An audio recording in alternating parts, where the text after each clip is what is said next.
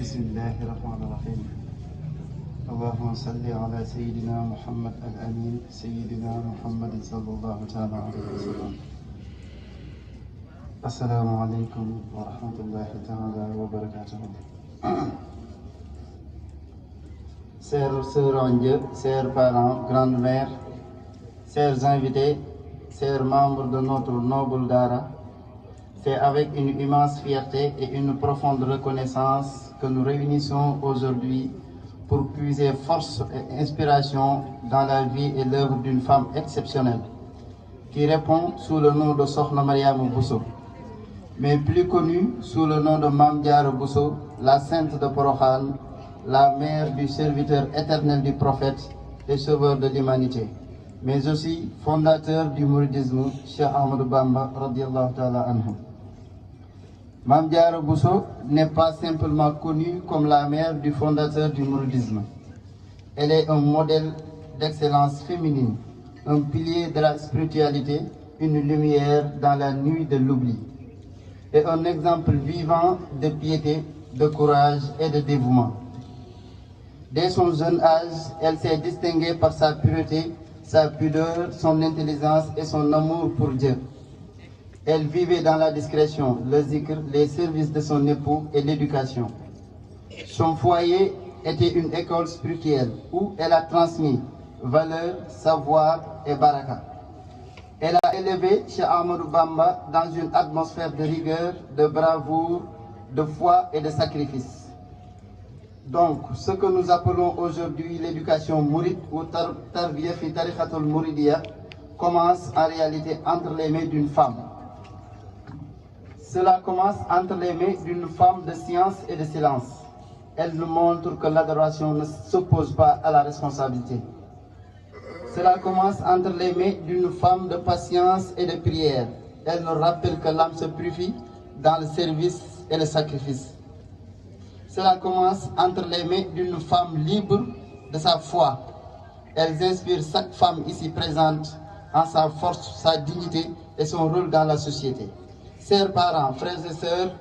aujourd'hui, nous avons le devoir de revivre et de faire revivre aux générations futures l'esprit de Sokhna Diarra Bousso dans nos comportements, nos projets et notre éducation et dans notre engagement religieux. Qu'aucune d'entre nous ne se sente inutile. Chaque femme ici présente a une lumière en elle. Donc, si Sokhna Diarra Bousso a formé un sub-waliullah, nous devons et pouvons former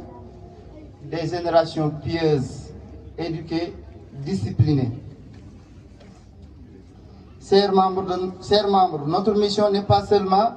de se rassembler pour s'organiser des marmites du cœur. Être au service de Sokhna Diarra Bousso dépasse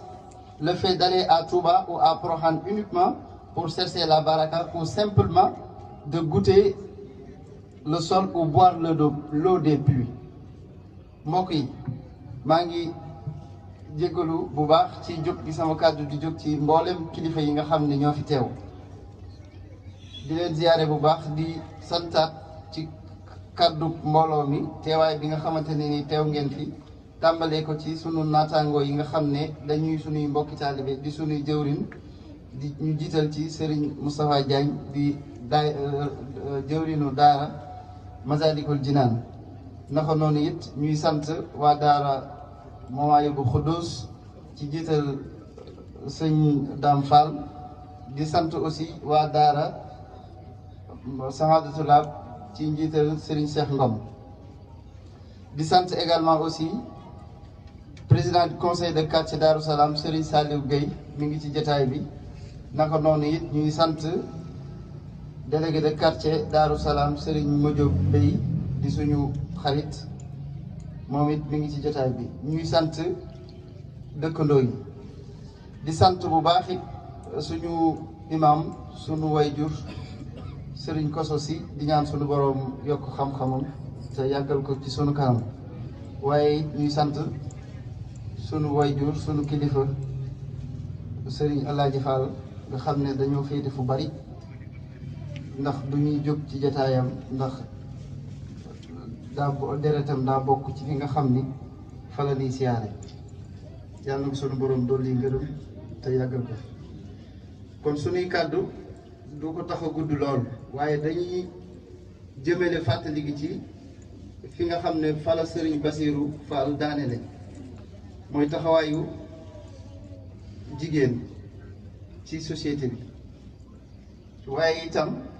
taxawaayu soxna yi nga xam ne dañoo jóg ne dañuy liggéeyal soxna Jaara wax naa ko ci discours bi li ñu war a xam mooy liggéeyal soxna Jaara xëy na pas-pas bi ak bëgg gi moo tax ñuy dab dabaatal ndax at yi sori na waaye nag weesut ndax Sëñ Tuubaa wax na ci Tazawudu Sixaar ne képp koo xam ne dabaatal na li la rawoon jëm ci sunu borom waaye nga def ko ci tur bu sell it da nga am texe gu xam ne texe gu mat lay doon. dabaatal googu nag ñu ngi koy defee ci pas-pas bu wér bu dëggu tàmbalee ko ci suñu jëmmi bopp ñu xam ni liggéeyal soxna Jaara du rek dañuy daje ci daara ji natt bés ba jot ñu dem Poroxaan di togg ak a yàq ba mu jeex ñu ñibbisi weesu na foofu. soxna Jaara responsabilité am ak bravoure am njàmbaaram daa tax mu défier mboolem jigéen bi ñu mës a tudd ci diine islam kon yaakaar naa olof day wax ni nit la mu doon wala la muy nurulu la mu bëgg da koy nuru wala it dafa war a doon koo xamante ne nii